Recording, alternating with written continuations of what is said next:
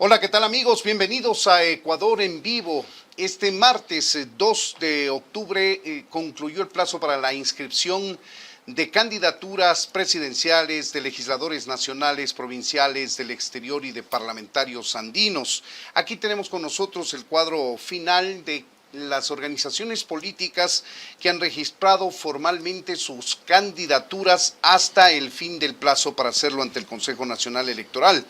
Lo han hecho 16 binomios presidenciales, lo han hecho 16 listas nacionales de asambleístas, 16 o 15, mejor dicho, de parlamentarios andinos, 32 de 40 listas probables de asambleístas por el exterior y 464 listas de 496 probables de asambleístas provinciales y por circunscripción. Más o menos el 93% de aquellos precandidatos que fueron ungidos dentro de sus organizaciones políticas como precandidatos finalmente inscribieron sus candidaturas ante el Consejo Nacional Electoral. Una de las fórmulas presidenciales es la de Construye, cuyo candidato presidencial es Henry Cucalón. Él nos acompaña ahora en Ecuador en Vivo. Le damos la bienvenida, Henry, a Ecuador en Vivo. Un gusto, gracias, muy buenos días. Un saludo a todos los seguidores de Ecuador en Vivo. Henry Cucalón tiene una trayectoria bastante dilatada en el sector público, ha ocupado varios cargos en el municipio de Guayaquil, especialmente durante la alcaldía del abogado Jaime Nebot, ha sido 2 veces diputado y asambleísta, según corresponde con los cambios constitucionales respectivos, y ahora es candidato a la presidencia de la República. Olvidaba señalar que en el último tramo del gobierno del presidente Guillermo Lasso fue ministro de gobierno. Vamos a arrancar esta entrevista. Este es un poco el contexto de su participación pública, política, con un video de una entrevista de una cadena, de un portal de internet que conversó con él semanas atrás para escuchar de su propia boca algunas cosas particulares, más bien personales, de cómo se define Henry Cucalón. Veamos entonces. Soy del 73, 51 años que cumplí en el mes de junio 8 Géminis, con mucho calor familiar de lo que era mi círculo familiar, que era básicamente mi madre. Mi niñez la viví con mi madre, con mi abuela y con 3 tíos, todos en un mismo departamento. Una infancia feliz y con las dificultades propias que tiene todo el mundo. Una clase media pujante, en la escuela fue muy feliz, era multifacético. Ahora entiendo que a todos los niños en las escuelas a lo mejor le pasa lo mismo, porque en mi época yo era fanático como todos de Menudo, entonces cantaba y hacía claro, coreografías. Estaba en la coreografía de Menudo. También hice la coreografía de Flashdance, por si acaso, más allá que Jennifer Beals era mujer, yo era hombre, pero también me vestí todo de negro, también hacía los pasitos de baile. Maniac, la canción, ¿no? Valga la aclaración. Como yo siempre digo, si hubiera tenido voz, te juro que hubiera sido cantante de rock. No estaríamos que es lo que en el fondo siempre he querido ser, pero como Diosito no me dio voz, aquí me tienes. Y aquí lo tenemos a Henry Cucalón, ahora como candidato a la presidencia de la República por el movimiento Construye. Vale decir que es una figura formada y evolucionada dentro del Partido Social Cristiano, que luego pasó a formar parte del gobierno de Lasso y ahora es candidato presidencial por otra organización política. Por ahí quisiera empezar, Henry Cucalón. ¿Cómo fue posible que acepte el Ministerio de Gobierno de Guillermo Lasso después de que el Partido Social Cristiano al que usted pertenecía, para entonces ya no formaba parte de esas filas, aceptó, formar parte de ese gobierno? Por una razón muy simple, porque el país está primero. Y yo consideré, después de largas jornadas de diálogo con el presidente de entonces, de lo que estaba en riesgo no era el gobierno, era el Estado. Al 9 de febrero, cuando él me llamó, siendo yo independiente, me encontraba dando clases en la universidad, se venía un nuevo levantamiento, es decir, caos, anarquía, violencia, pérdidas económicas, para evidentemente derrocar al gobierno, pero eso no era lo más importante, era desestabilizar a la nación. Y yo consideré que era mi deber, mi aporte, siendo independiente, de entrar a un gobierno, ayudar a fortalecer el Estado de Derecho y que eso no se cumpla. sin perjuicio que yo había votado por el presidente Lazo en el 21, pero yo no era parte y nunca fui parte del proyecto político de Creo. Esto es una visión mucho más amplia. Entré, no me arrepiento en absoluto, y el hecho cierto es, más allá de los vaivenes políticos y de las conjuras parlamentarias, el hecho cierto es que no hubo una nueva jornada de caos, anarquía y violencia en el país, donde los que pierden no son los políticos, Claro, pero son los ciudadanos. terminó con la muerte cruzada. Pero por supuesto, una herramienta constitucional y legal para enfrentar a una crisis política. Y mejor que se haga con la Constitución en la mano y no con los conspiradores jugando. Pero esa fue una medida extrema ya, es decir, Sí, quizás total, estaba cercado total. el presidente Guillermo Lazo, Pero yo estoy maniatado en la sin duda asamblea. alguna, pero yo estoy haciendo una diferenciación entre lo que yo viví el 9 de febrero cuando acepté e ingresé a trabajar, de lo que era el levantamiento, el caos, la anarquía, de lo que era la parte política. Uno se pudo solventar, porque la gente, por más que tenga diferencias con los gobiernos, que está bien que así sea, y que haya críticas, eso no puede ser el pretexto para un nuevo junio del 22 o un nuevo octubre del año 19. Eso es atentatorio contra la democracia. Que después, ya igual, el gobierno estaba muy complicado por parte de una mayoría parlamentaria que ahora vemos clarísimo en Metástasis y en Purga, las relaciones que tienen inclusive con el crimen organizado, efectivamente fue debilitando las circunstancias. Y se tuvo que llegar a esa medida justamente porque el país y sus ciudadanos no tenían por qué pagar los platos rotos de esa crisis política que a esas alturas era insalvable. Un Congreso que, contadas excepciones a la regla, lo único que quería era derrocar al régimen. Y el régimen, que tuvo aciertos y muchos errores, evidentemente ya no tenía oxígeno. Lo mejor, que la alternativa la tome el pueblo, en democracia, se eligió un nuevo gobierno y es lo que estamos viviendo. Pero usted Eso no era entró mucho como mejor. salvador del presidente yo- en materia política. Yo no entré como salvador en nada. Yo no creo en los salvadores, no creo en los caudillos, creo en los servidores. Por eso hoy quiero ser el primer servidor de la República, que es el presidente de la Nación. Entré a coadyuvar, a colaborar en que el país no caiga en un sendero de anarquía, poniendo mi aporte, que era mi experiencia. Básicamente, yo no llegué por ningún acuerdo, en independiente y en función de los intereses del país fue mi desenvolvimiento. Jamás hice política partidista. Para mí los intereses del país siempre primero. ¿Qué le hizo abandonar el Partido Social Cristiano, en el que usted se formó, creció, ostentó cargos, para irse luego como independiente y finalmente en este tramo que estamos conversando, vincularse al gobierno de Guillermo Lazo? En funciones jamás hubo abandono. Yo terminé mi diputación después de 8 años, a cual agradezco el auspicio en ese momento del Partido Social Cristiano. Después se cumplió un ciclo. Ni ellos, los que hacían dirigencia, creo, ni pensaban lo que yo pensaba, ni yo pensaba lo que ellos pensaban. Pero yo cumplí mi ciclo. Yo jamás abandoné estando en funciones. ¿Tocó techo en la estructura política No, porque del Partido Social Cristiano? Primero creo en los techos, yo nunca he solicitado nada, yo nunca he tenido esa legítima ambición, al revés, siempre puse los intereses, Pero sonaba como candidato presidencial. siempre puse los intereses colectivos del bloque, siempre me preocupaba que otros salgan bien. Yo era el último en preocuparme de mí mismo. Y no es que mi nombre sonó para candidato social cristiano. Yo participé en unas primarias en el año 2020, donde ganó la parlamentaria Cristina Reyes y yo quedé en segundo lugar entre los 5 postulantes. Y esa es la democracia, que después ni siquiera la eligieron, porque, como yo siempre le dije, nunca iban a nominar a nadie. Pero en todo caso, el ejercicio democrático era válido. Positivo, no muchas veces se ve, ¿no?, que varias personas compitan por una candidatura con cordialidad cívica, con propuestas, con buen entendimiento, ¿no?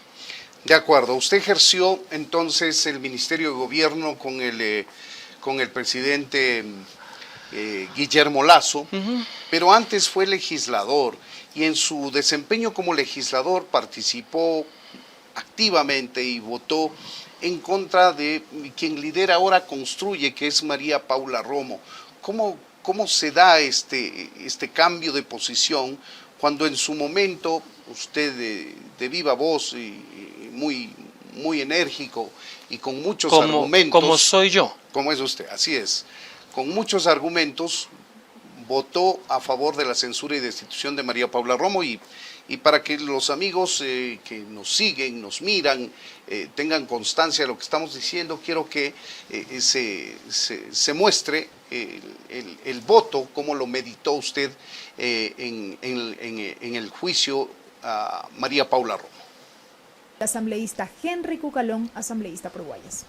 Aquí no se ha venido a juzgar a la Policía Nacional, sino a la representante de un desgobierno, el de la inseguridad, del reparto, y que, producto de un claro incumplimiento de funciones, hoy debe ser censurada y destituida.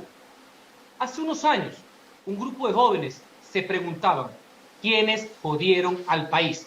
Ahora, ya en el poder directo, al cual llegaron sin votos, con mucha intriga, poca calle y en base al oportunismo, no solo que lo remataron, sino que lo sumieron en el pozo de la descomposición y corrupción. Pero terminaron siendo los que se feriaron los hospitales. Reprobaron la intromisión judicial y la persecución para hacer lo mismo, sin gritar.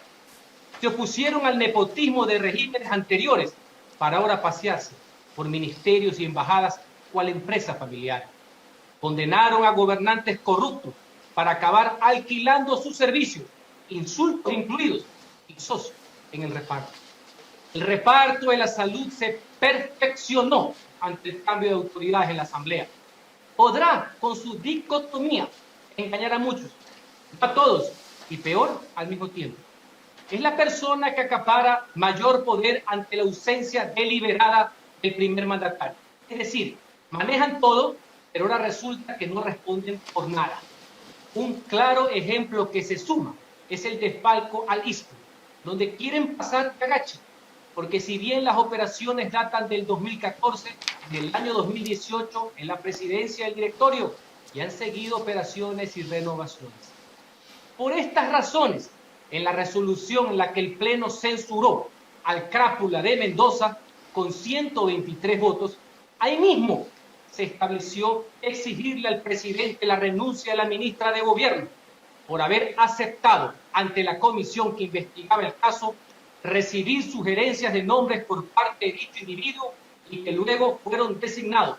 Esto, en español, se llama tráfico de influencias. La funcionaria a quien hoy interpelamos no solo cumple con las causales para su destitución, también representa un gobierno inoperante que, en su afán de mantener el poder, no le importó sacrificar lo más sagrado de los ecuatorianos, su salud, su seguridad, sus recursos y su vida, las cuales, sin el menor desparpajo, entregó como botín a bribones sin escrúpulos. Es por ello que la incompetencia no puede ser reconocida ni premiada, sino juzgada. Este Parlamento tiene el deber de actuar ante los notorios incumplimientos de funciones, en este caso, por octubre, indistintamente del saqueo hospitalario. Esto ocurrió en noviembre de 2020, han pasado prácticamente 4 años. ¿Qué le hizo cambiar tan radicalmente de opinión para que ahora forme parte de la principal lista, el binomio presidencial, del movimiento Construye que lo lidera María Paula Romo? Faltan como 8 minutos más de intervención, porque mejor la hubiéramos puesto completa. Pero la idea es la siguiente. Yo he sido ministro de gobierno y uno termina siendo responsable de toda la acción gubernamental. Ese es un acto político, noviembre del 2020. Voté y con las razones que tiene el momento fue la decisión partidista, que la entiendo en el contexto. El tiempo, los hechos y las investigaciones penales separo la parte política porque tenía que haber una censura política. Usted decía decisión partidista, solo esto en una aclaración, quiere decir que usted votó porque así lo decidió el líder del partido, sí, y no era necesariamente su criterio. La posición partidista fue enjuiciada como fue la de todo el Congreso Nacional. Inclusive estuvieron todos los partidos políticos al respecto, porque había que censurar al gobierno del presidente Moreno en la persona del ministro, como ha sucedido desde hace 40 años. A mí también me ponen críticas de temas que no son míos, porque así es el juego. Para eso son los ministros son fusibles. Ese es el principio básico de la democracia, de responsabilidad política. Ahora parto la situación penal, más allá que fue una decisión partidista ir al juicio, y como siempre, yo soy de los que doy la cara y hablo, no como otros que se esconden y son los que estaban atrás absolutamente todos, y así son todas mis interpelaciones y mis intervenciones. Los hechos, el tiempo y las investigaciones pusieron las cosas en su lugar. A las críticas que teníamos en ese momento sobre los hospitales, y básicamente, qué bueno que hayan puesto la parte del sátrapa Mendoza, sentenciado y juzgado por el mismo gobierno, que traicionó la parte política para hacerlo de carácter penal.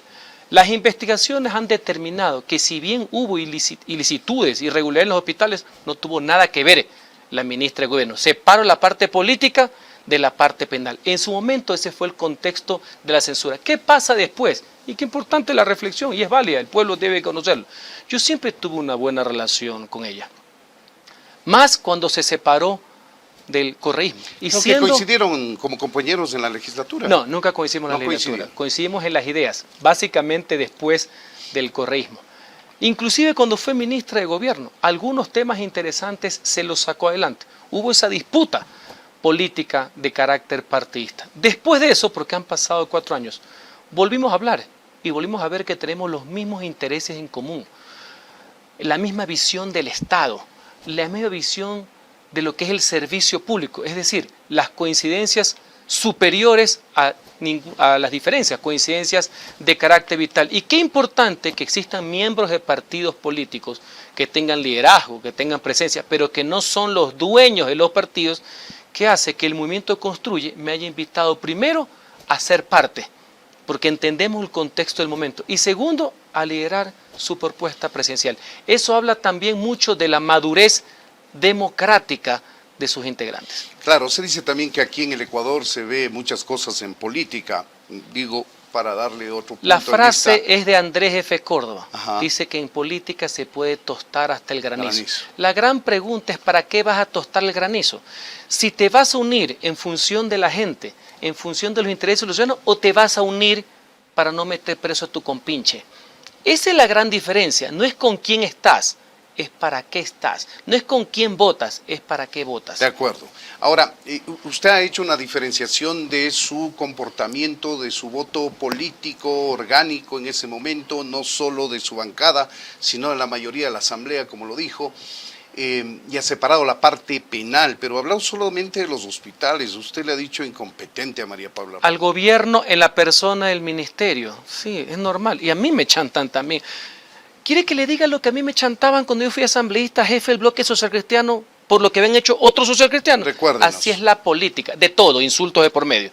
Y más cuando entré a mi primer periodo, que éramos 7 legisladores contra 100. Y sí sabe, los últimos meses que estuve en el gobierno como ministro de gobierno, donde yo acostumbro siempre a dar la cara, porque esa es mi diferencia con otros políticos. Yo siempre doy la cara, siempre voy a los medios de comunicación, siempre preciso. Siempre para eso están los ministros. Yo puedo dar fe de fusibles. aquello, es cierto lo que usted dice que da la cara, totalmente de acuerdo. Seguimos conversando con Henry Cucalón, él es candidato presidencial inscrito formalmente ante el Consejo Nacional Electoral que cerró este periodo este día martes a las 6 de la tarde. Él hace fórmula con Carla Larrea para la opción del sillón presidencial. Entremos un poco en materia. ¿Cómo está el tema económico? Hablemos de su visión económica de conducción del Estado. Yo creo en lo público. Por eso he sido servidor público gran parte de mi vida. Pero yo reconozco la importancia que tiene en la economía el sector privado. El sector privado es el motor del desarrollo y del crecimiento económico, no el Estado. Por eso soy un crítico del modelo estatista, concentrador, dirigista y planificador. En mi visión, y eso está impregnado en el plan de gobierno y lo voy a desarrollar en toda la campaña, el Estado debe ser fuerte en seguridad, que incluye justicia, salud y educación pública. Todas las demás áreas deben ser desarrolladas por el sector privado, con un factor de regulación por parte del Estado. Y voy a tomar un ejemplo. Para promover el desarrollo y que haya empleo, no solamente tiene que haber un cambio de personas, tiene que haber un cambio de visión, un cambio de modelo, apertura total al sector privado, sin restricciones, sin discriminación, para que con esos recursos se pueda mover la economía y generar empleo. Cito el ejemplo. ¿Me ibas a preguntar algo? Le iba a preguntar algo. Esa visión está muy bien, la tiene muy clara, pero tenemos una constitución que no nos deja hacer eso. Como soy propositivo, justamente, está en el plan de gobierno, lo he desarrollado, lo he manifestado, se lo presenté al presidente de la República la próxima semana, queremos ir a consulta popular, aprovechemos. Cambiemos, le envié el texto al presidente. A Daniel Vamos, Noboa. por supuesto, público y notorio, está en las redes, lo he dicho en los medios de comunicación. Lo ingresé oficialmente con mi firma al Palacio de Carondelet. Vamos al cambio de la Constitución para quitarle la excepcionalidad que tiene el ingreso del sector privado en los llamados sectores estratégicos. No puede haber excepcionalidad, debe haber apertura total. Y el Estado que se reserve el papel de regulador, tanto a nivel constitucional como a nivel legal. Eso, en efectos del tema de la crisis energética, es la principal solución que tenemos y tenemos que implementarla desde ya, sin perjuicio de temas que tienen que ver con la naturaleza, sin perjuicio de una corrupción enquistada, de mafias que no les interesa que nada funcione, porque medran de la desgracia, por así decir. Pero un aspecto vital y fundamental es el que le estoy diciendo, y el ejemplo es el sector energético. Algo de esto está haciendo Javier Milei. Vamos a ver ahora mismo un tuit y como lo titulan, lo que Javier Milei está haciendo en Argentina. ¿Cómo le parece a usted la línea que tiene el presidente argentino después de tomar la posta de un gobierno kirchnerista? Mire, más allá de los estilos, que algunos podrán decir que es medio estrafalario, yo rescato algo: decirle francamente la verdad ante la gente. Cuando él se posesiona, le dijo: señores, no hay plata. Y aquí tiene que haber un ajuste que no perjudica a los más pobres, pero el Estado se tiene que ajustar. No puede ser que le pida sacrificios a los ciudadanos cuando el Estado no hace los sacrificios. Y hubo bastante recorte de gastos absolutamente innecesarios, en los cuales yo creo, en lo que nunca voy a creer, no digo que él lo haya hecho, es que jamás voy a abandonar el rol de protección social que tiene un gobierno. Esa es su misión: salud, educación, protección social. Ahí deben estar canalizados los recursos. Pero saludo esa disciplina de decir: señores, no hay plata, se la feriaron, se la robaron, la derrocharon y la plata es para la gente. Esa línea entonces es pero muy parecida absoluto. a la suya, Yo digamos. le pongo otro ejemplo. Ya hablamos del sector energético, apertura total privada, que sirve para todas las instancias, pero te voy a poner uno que está en boga en estos días: el tema de los subsidios. Señores, hay que eliminar los subsidios que no benefician directamente a los pobres. Hay subsidios que tienen que ver con combustibles, que lo que benefician es al contrabando y por tanto al narcotráfico. Con esos recursos, en vez de seguirle metiendo la mano al bolsillo de los ciudadanos, con esos recursos lo ponemos en protección social. No puede ser que se vayan en los más ricos o en actividades ilícitas. No quiero decir que ser rico es ilícito. No tiene que ser, porque el subsidio que existe, y que está bien que existan subsidios, deben ser solo para los más vulnerables, para los más necesitados. Ahí tenemos mucha plata que se ha derrochado, que se ha robado, que se ha perdido, que puede ser mejor utilizada en la verdadera razón de ser del Estado: seguridad, que incluye justicia, salud y educación que funcionen para todos. Algo de eso dejó haciendo el expresidente Moreno. Llegó el presidente Lasso, puso un stop y lo ha retomado parcialmente el presidente Daniel Noboa. Me refiero a la eliminación de los subsidios. Completemos bien la línea de tiempo, como dicen ahora. El presidente Moreno quitó el subsidio a la gasolina super, lo cual es correcto. Casi le cuesta el puesto, porque esa fue la llama. Después vino una conspiración pues de frente para derrocarlo. Porque el reclamo, la protesta es legítimo. Eso en democracia debe ser respetado. La anarquía, el caos, la sedición, jamás. El presidente Lasso intentó hacer lo mismo pues en junio del 22 y ya vio lo que pasó. El presidente Noboa, que así como soy crítico en algunas circunstancias, también tengo que reconocer, le quitó el subsidio de la gasolina extra. Y me parece que es correcto. Todo, ¿no? Una gran parte del extra, lo cual me parece correcto. Y esos recursos a protección social. Hay que ver y verificar que efectivamente se estén haciendo. Pero ¿sabe qué es lo perverso de esto de aquí? Que mucha gente de la clase política, de los actores económicos, saben que esas medidas son correctas. Pero muchas veces los mismos que piensan esas ideas no apoyan a quienes las ejecutan, porque lo único que les interesa es que esa persona que está en el solio presidencial le vaya mal. Para ellos siempre pescar a río revuelto. Por eso ahora yo le digo, critico muchísimas cosas del manejo de las crisis por parte del presidente Noboa, pero yo hace 2 meses, solo por criticar, solo por ver que le vaya mal, yo no iba a decir que el retiro, el subsidio de la gasolina extra era incorrecto. Al revés, es correcto. Ojo con ese tema, ese es un problema de carácter político. De acuerdo, de acuerdo. Además, en el tema del subsidio a los combustibles, hay indicios de temas penales con Y autoridades. eso se tiene que investigar. Hay varios medios de comunicación, he visto en el Diario Expreso, por poner un ejemplo, que está haciendo una campaña en pro de la transparencia que me parece correcta. No solamente de supuestas personas involucradas que tengan cargos políticos, no, de pseudoempresarios que siempre han estado atrás de este tipo de negocio y que no le interesa a quién sea presidente de la República. Poco o nada les importa quién tome el gobierno. Sino seguir en esta mamadera eterna, por así decir, que es viciada. Porque no solamente que es ilegal, no solamente que está al margen de la ley, sino que hay algo terrible por medio. Son los recursos que el Estado necesita para atender a los hospitales, para atender a las escuelas, para seguir fortaleciendo la compra de los armamentos. O sea, eso es para mí lo más terrible de la operación. No solamente el ilícito, porque robar está mal, enriquecerse a costilla del pueblo está mal. Es que esos recursos son para que la gente pueda vivir mejor, que es la misión que tenemos los políticos. Sigamos con su visión económica de la conducción del Estado. ¿Qué hay con los impuestos? ¿Qué piensa usted del tema de los impuestos? En mi plan de gobierno pongo que hay que incentivar. Yo voy a volver a algo que se estaba haciendo y se lo suspendió. Yo voy a seguir con la rebaja gradual del impuesto a la salida de divisas, porque no es a la salida, es también al ingreso de divisas. Ese es un círculo pernicioso, viciado, que no lleva absolutamente a nada. Hay otro tipo de impuestos que son de carácter discriminatorio. Mi línea es que no haya más impuestos. Ahora usted me preguntará qué pasó ahora con el tema del IVA, que inclusive, según los sondeos, gran parte de la población, más allá de lo doloroso que es, dijo, bueno, hagámoslo porque es en nombre de la seguridad. Yo creo que ya no se debe asfixiar más con el tema del impuesto al valor agregado, que es el IVA. O sea, usted lo volvería a 12.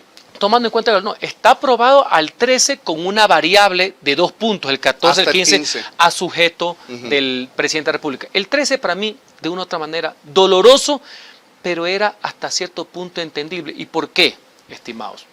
Porque el Estado tiene un problema estructural de ingresos.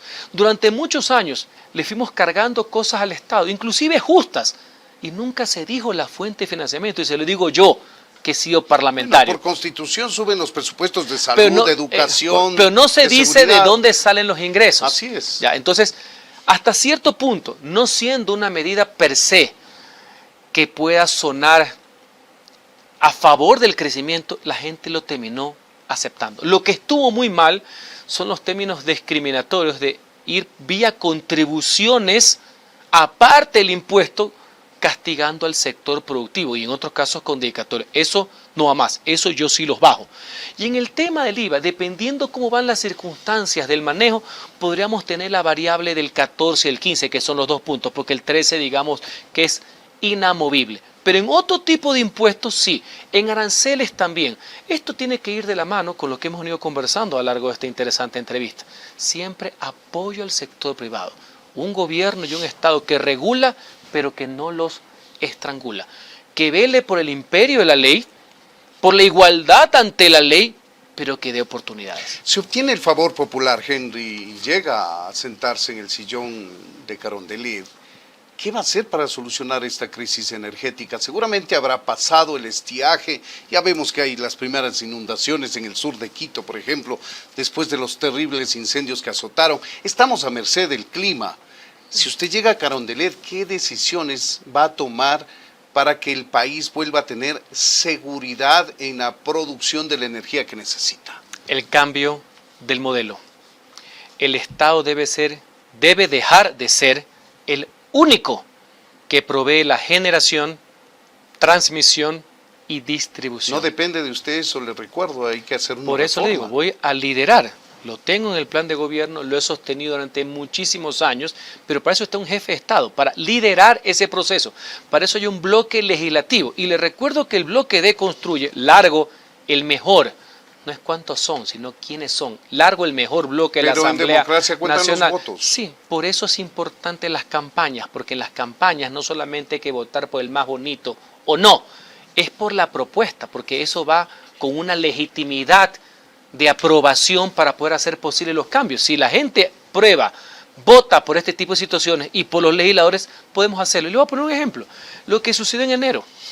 Cuando el presidente envía la ley de fomento al sector energético denominada No Más Apagones, se queja porque le ponen un límite a la generación privada de 10 megavatios. Ujú. Y la gran pregunta es, ¿y por qué no lo vetó? Claro, ¿por qué no lo vetó él? Porque en ese momento necesitaba decirle a la ciudadanía que estaba de acuerdo con todos, principalmente con sus socios del correísmo, y que el país era más pro que más anti, ¿no? Y ahora se arrepiente. Pues ahora ha presentado uno de 100.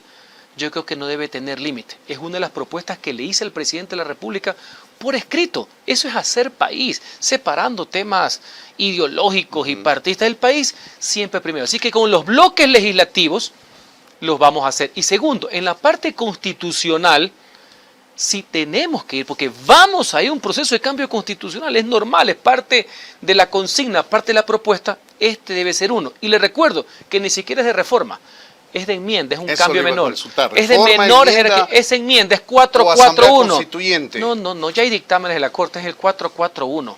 No altera la estructura del Estado, no restringe derechos ni garantías, pero es una enmienda. yo le digo porque su visión de Estado es diferente a diferentes capítulos que consagra la Constitución de 2008. Bueno, he peleado toda mi vida política sobre eso. Yo he sido un crítico del modelo de Montecristi, principalmente en la parte orgánica, que es la parte institucional, y del modelo estatista acaparador que no funciona. Insisto, yo creo en el Estado fuerte, en seguridad, justicia, salud, educación, no en los otros temas. Los gobiernos no tienen por qué tener medios de comunicación, no tienen por qué tener bancos, están para regularlos, no para entorpecerlos. Así que va a ser una de las primeras ejecutorias de un proceso de cambio constitucional. Unos vendrán vía enmienda, cambio menor a nivel de la Asamblea, y otros irán directamente al pueblo vía reforma constitucional. Henry, va a necesitar votos. Usted va a Por conversar supuesto, con todos los pero bloques. sin Bueno, duda quizá alguna, no usted, no su solamente, ministro de gobierno. y yo también, porque yo tengo la experiencia para hacerlo, y siempre lo he querido hacer. E inclusive, ya que me citaste en la entrevista, mi paso por el Ministerio de Gobierno, inclusive mi primer acto fue ir a esa asamblea conspiradora, donde esa cosa denominada Saquicela era presidente de la asamblea, que ni siquiera quiso recibir, porque recibía órdenes, pues él era titiritero de los verdaderos golpistas, pero ese es mi ánimo de apertura. Ahora bien, en esa línea, no solamente que el bloque legislativo que construye va con la misma propuesta, yo me voy a sentar a conversar con todos. Se necesita un acuerdo para poder gobernar amplio. ¿Dónde va a estar la diferencia? La diferencia es que yo no puedo sentarme a gobernar con quienes creen que las mafias deben poner la agenda del país. Uno. Y dos, siempre conversar, acordar. En materia, mira, si yo te digo que vamos a acordar en todo, sería una quimera, porque eso no es real. Pero en temas, por ejemplo, de seguridad, de desarrollo energético, de este tema, que creo que ahora hay mucho más consenso que antes. Corrígeme si me equivoco. Creo que estos problemas han llevado a una concientización ciudadana supraideológica de la gravedad del problema que antes no lo teníamos claro, igual que el tema de seguridad. Obviamente voy a llegar a un acuerdo Una presión ciudadana sobre los con las legisladores fuerzas, que en algún momento con las fuerzas legislativas. dicen, bueno, que ellos quieren que se haga esto. Con las fuerzas legislativas, ningún problema, más allá de izquierdas o derechas. ¿Dónde está el problema? Y conmigo no cuentan. Nunca han contado cuando fui parlamentario, cuando fui ministro y cuando sea presidente. Si me dicen que el acuerdo es para la impunidad, el acuerdo es para desbaratar juicios, el acuerdo es para no perseguir a mis compinches, no, ese no. Todo lo demás, bienvenido sea. Las grandes causas económicas y sociales de un país solo se hacen entre los diversos, pues, entre los distintos. Por eso es la convergencia, pero no para la impunidad. Pero lo que usted dice es muy simplista, porque dice, si me piden impunidad no hay acuerdo, y ese sector, ese bloque, le va a decir, ok, si no me da impunidad no hay los votos. Y entonces estamos nuevamente en este círculo vicioso del que estamos hablando. Bueno, se ha podido demostrar que ellos no son el centro del mundo. Ahora encabezan la asamblea. Probablemente tendrán un bloque vigoroso en las próximas pero entonces, elecciones. ojalá, y no quiero llegar a generalidades, todos los diputados de esa tienda política piensan igual, piensan que la impunidad es la razón de ser del servicio público. Bueno, si los piensan todos, qué pena, yo no quisiera generalizar. Por experiencia les digo, no es bueno generalizar, pero bueno, que sigan la agenda de los psicópatas, prófugos, sentenciados. Pero hay un país más allá de eso, hay un país que supera inclusive esas posiciones. Y estoy convencido que en aras del desarrollo, en aras de la seguridad, vamos a hacerlo. Te voy a poner un ejemplo. yo saludo, después creo que se perdió. En todas estas cosas por los engaños, las mentiras innecesarias, las agendas electorales. El 9 de enero, cuando hubo un ataque adicional del narcoterrorismo al país, que no es el gobierno, como se quiso poner cuando era el presidente Moreno Lazo, es a la sociedad, al Estado. Todas las fuerzas políticas se unieron, lo cual es bueno. Todo el mundo se puso y le dijo al presidente, vamos adelante bajo su liderazgo en este tema. Después el tema se desvanece. ¿Por qué? Porque nos quieren decir que no pasa absolutamente nada. Todo por cálculos electorales. Lo mismo que pasó con la crisis energética en abril.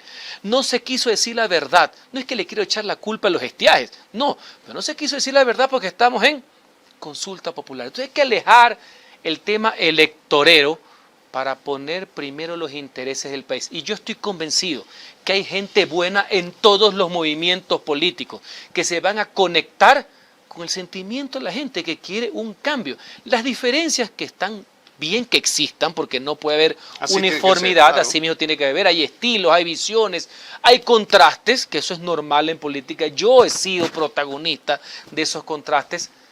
No deben ser en estos temas que son neurálgicos. Seguridad y en este caso desarrollo energético. Y hablemos precisamente de seguridad. Usted se sienta en el sillón presidencial, si es que recibe el apoyo popular, por supuesto, y va a tener el minuto 1 que resolver temas de seguridad, que lo ha intentado hacer el presidente Guillermo Lasso, que sigue intentando hacerlo el presidente Daniel Noboa, y al próximo presidente del Ecuador le va a estallar ese problema también. Lo cual refleja algo, ¿no? Que eso amerita una política de Estado que trascienda los gobiernos, partidos e ideología, y que es a mediano y a largo plazo. Yo creo que más de lo que pasaba antes, porque hay mayor nivel de concientización y los nuevos liderazgos que hay en los movimientos políticos, sé, porque los he conversado, sé porque lo estamos aplicando, va más allá de eso, sin perjuicio de la pirotecnia electoral. Yo entiendo que son esas frases hechas para la galería. ¿A cuáles se Apartando refiere? eso, como que no han hecho absolutamente nada. Yo rescato lo que hizo en seguridad el presidente Moreno, falló en otras cosas, evidentemente, y lo criticamos e hicimos oposición democrática, nunca conspirativa. El presidente Lasso hizo muchas cosas también, pese a que no le dejaron hacer nada, y cometió infinidad de errores también.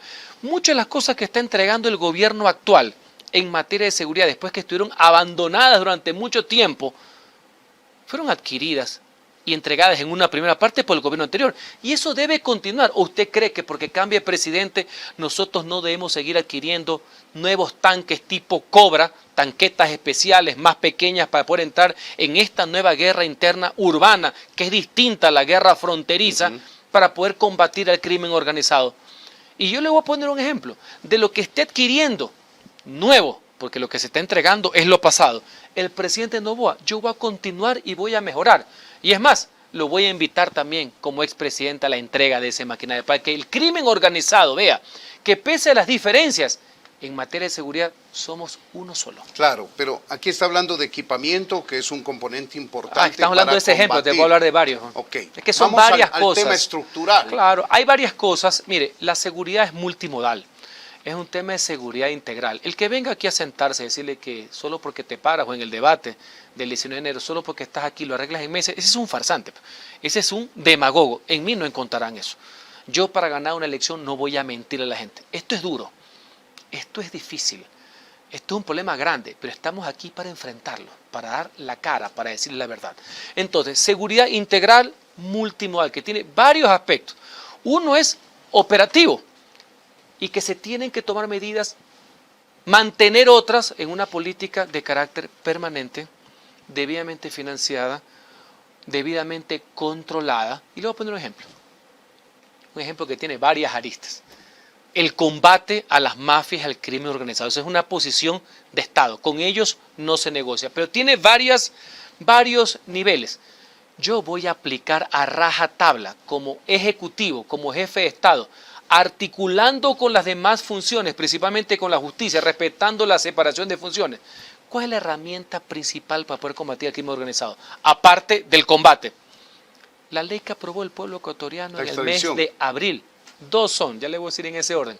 Dos son, que yo las peleé cuando fui legislador y Construyo lo tuvo como bandera. La ley de extinción del dominio. Eso todos los análisis, toda la experiencia internacional y otros países que vinieron a explicarnos nos dicen que es la mejor herramienta para combatir la industria criminal. Un golpe muy fuerte a la economía combatir criminal. a la economía criminal, a las finanzas criminales, quitarles el oxígeno, los bienes y los recursos de este crimen organizado que está asociado con malos políticos y con malos funcionarios y malos fiscales. Ese como política radical. Como se necesitan varias medidas al mismo tiempo de forma sostenida, también está extradición, ahora aprobada por el pueblo ecuatoriano. Como yo soy una persona seria, yo no le voy a decir que extraditando a 3 capos se va a acabar el problema. No, no, no. Es una de las tantas medidas y funciona también de carácter disuasivo. O sea, es la aplicación en conjunto de varias medidas. Ahí hemos citado 2. Hay otra que es un mero cambio legal que hay un gran consenso en la sociedad. Fiscales sin rostro solo para delitos de crimen organizado. Fiscales sin rostro. Eso implica una reforma. Legal, no carácter constitucional. Bastante sencilla, hay derecho comparado y no hay problema. Le pongo otro ejemplo. El Estado debe perseguir todos los delitos. Cuando digo el Estado es la Fiscalía, la Fuerza Pública. Pero nosotros debemos enfocarnos con mayor fuerza principalmente a 2.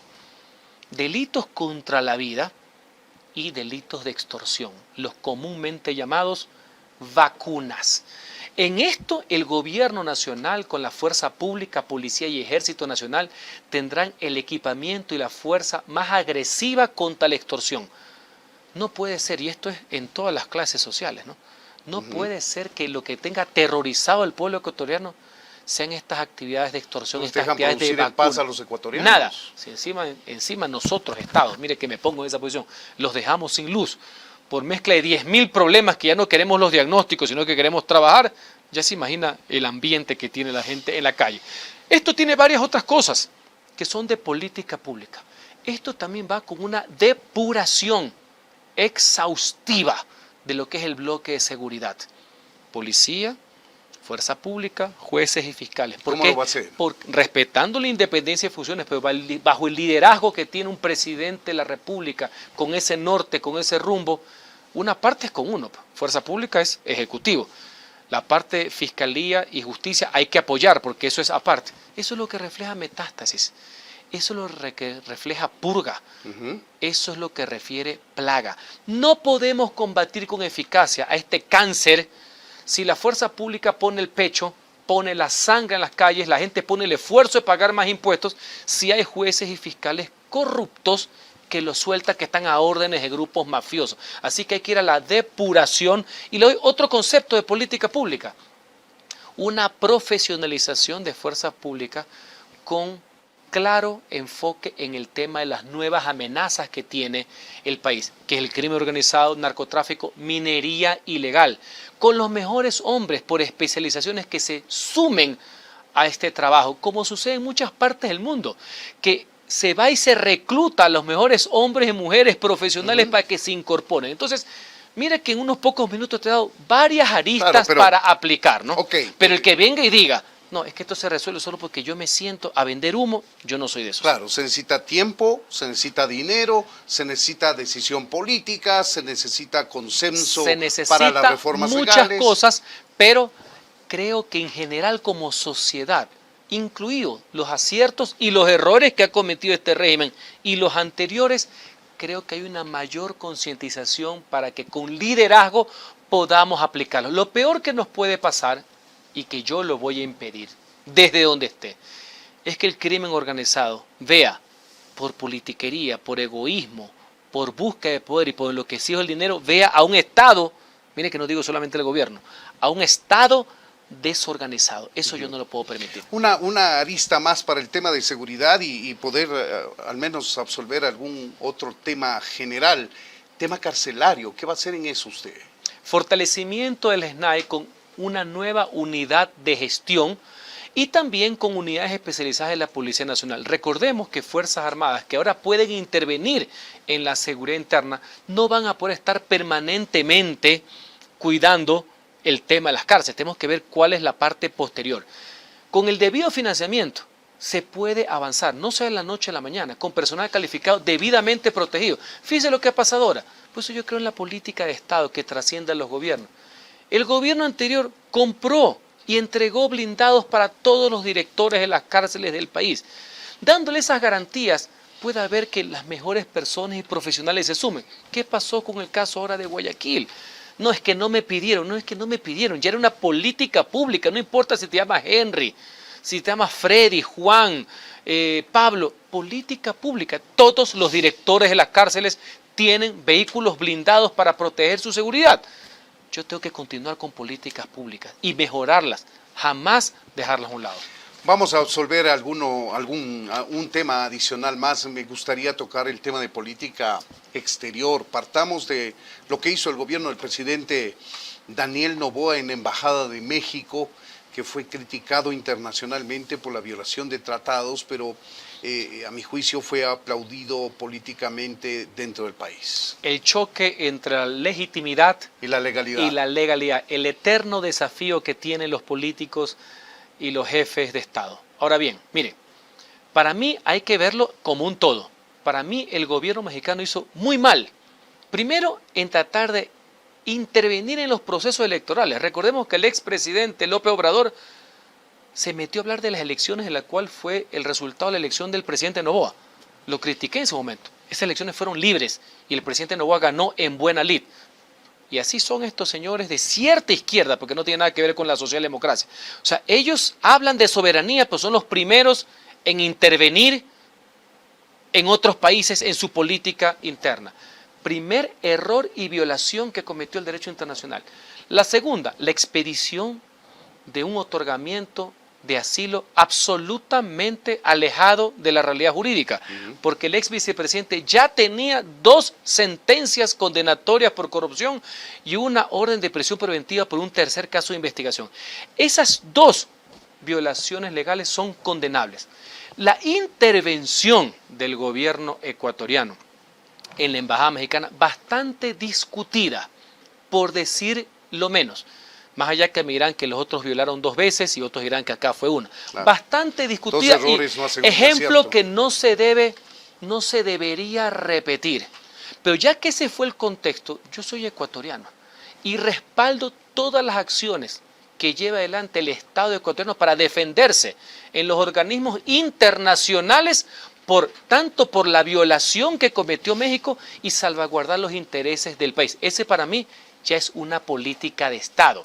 Me explico, eso trasciende a que si el presidente Noboa cae bien, cae mal, si Henry Cucalón, esa es una sola posición, porque es la posición del país. Y vamos bien, porque recordemos que hace unos meses quisieron poner un ejercicio de medidas cautelares y la Procuraduría General del Estado tuvo buenos representantes y ya ganamos. Estoy optimista de que en el transcurso del desarrollo de este proceso en La Haya, el Ecuador no se vea perjudicado en este tema. Ahora bien, hemos dicho los antecedentes, las violaciones, la defensa de la política exterior del Estado ecuatoriano. Ahora quiero ver a futuro. Una vez que esto se salde, de que México entienda que no puede darle asilo a un delincuente ya con prisión, sentencia en firme, y que no es dable que uno esté ingresando a embajadas que son territorios extranjeros, reconociendo lo que hizo México para mí, que ellos no lo quieren reconocer y el actual presidente no, en algún momento vamos a tener que restablecer relaciones con México, porque el interés del pueblo ecuatoriano y mexicano debe estar también por encima de las diferencias momentáneas que puedan tener los políticos. ¿Cómo se va a relacionar? Miren cómo el tema lo he manejado en varias aristas, porque no hay nada peor que el simplismo, el todo nada, sí o no, no. Yo estoy aquí para ver el bosque, no solamente el árbol, pero eso es con el tiempo. Mire, nosotros mantuvimos relaciones diplomáticas hasta cuando hemos estado en guerra, por si acaso, ¿no? Para que vea que el arte de la diplomacia es algo que hay que saberlo llevar. ¿Cómo mira la vecindad? Lo que yo no tolero es la ideologización de la política exterior. No. La política exterior debe ser soberana, evidentemente, debe tener la apertura, el respeto mutuo a la relación de los países y serlo bastante pragmática para tomar las decisiones que favorezcan al pueblo ecuatoriano. El tiempo se nos ha ido con los países volando. Fronterizos. Siempre ¿Cómo están los vecinos? A ver, ¿cómo los mira? Siempre hay que tener buenas relaciones con todos, especialmente con los fronterizos, por lo que ello conlleva. Hay una larga tradición diplomática entre Ecuador, Colombia y Perú. Conozco a la presidenta Boluarte, estuve el año pasado con ella cuando celebramos que eso fue histórico, los 25 años del Acuerdo de la Paz. Y lo más importante, más allá de quién sea el presidente, Noboa, Cucalón, Boluarte, etcétera, es que debemos seguir fomentando las relaciones con el hermano país del Perú. Qué emocionante fue. Yo tengo 51 años. Yo sí estudié con el protocolo Irrito, inejecutable en Río de Janeiro. Viví también la guerra del Cenepa como ustedes también, etcétera. Ver cómo los presidentes en unión de sus pueblos, ahora tenemos tanta cercanía, tanto en la cuestión comercial, en temas turísticos, nos sentimos como hermanos, como siempre debimos ser. Ver a nuestras Fuerzas Armadas, las gloriosas, las victoriosas del Cenepa, ser recibidas con honores en el Palacio de Pizarro. Eso es la trascendencia. Y con Colombia siempre hemos tenido las mejores relaciones con el pueblo colombiano. Inclusive cuando hubo diferencias, como pasó con el presidente Uribe y con el presidente Correa, siempre el interés de los pueblos por encima. Prevaleció, así es. El presidente Petro es una tendencia ideológica distinta al del presidente Lasso y bueno, no sé cuál es la tendencia ideológica del presidente Noboa, pero en todo caso son distintas. Pero sin embargo, el pragmatismo y el interés de los pueblos está por encima. Colombia muchas veces, no digo que ha ayudado porque se paga, pero ha estado presto a colaborar en las urgencias que hemos tenido en sector estratégico, sector energético. Pero le pongo un ejemplo, debemos tener las mejores relaciones. ¿Por qué? Porque uno de los temas que más nos preocupan, que es la seguridad, tiene que ver con delitos que son transnacionales. Esos delitos, esas mafias, esas operaciones superan cualquier diferencia, inclusive de carácter ideológico. Así que yo tendré las mejores relaciones. Creo que son dos gobiernos elegidos y que ejercen democráticamente, más allá que esté o no esté de acuerdo con posiciones, pero con los países hermanos, vecinos, las mejores relaciones posibles. El tiempo se nos fue volando, insistimos, no hemos absuelto una agenda como nos hubiese gustado. Es bastante difícil por la argumentación que tienen y tendrán el resto de candidatos a los que invitaremos, pero al menos 3 puntos hemos auscultado la línea de pensamiento de Henry Cucalón en el tema económico, en el tema de seguridad y en el tema de política exterior. Más adelante pues tendremos oportunidad de seguramente volver a entrevistar a Henry Cucalón y al resto de candidatos también, que los vamos a invitar, por cierto, para compartir el pensamiento que tienen ellos de conducción del Estado en su aspiración de llegar a convertirse en presidente de la República. Henry Cucalón, muchas gracias por habernos atendido. Gracias por este espacio, saludo a todos los seguidores. Amigos de Ecuador en Vivo, como siempre, les invitamos a que nos sigan, se suscriban, le activen la campanita para que todos los contenidos de Ecuador en Vivo sean alertados para que ustedes puedan tener alcance. Nosotros nos despedimos hasta la siguiente entrevista.